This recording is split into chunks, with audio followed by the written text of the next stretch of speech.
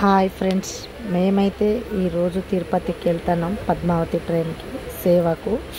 మేము 15 మంది ఉండే, ఒక 5గురు అనరాని కారణంలా రాలేకపోయారు. మేము 10 మెంబర్స్ వెళ్తున్నాం ఫ్రెండ్స్, నేనే లీడరు.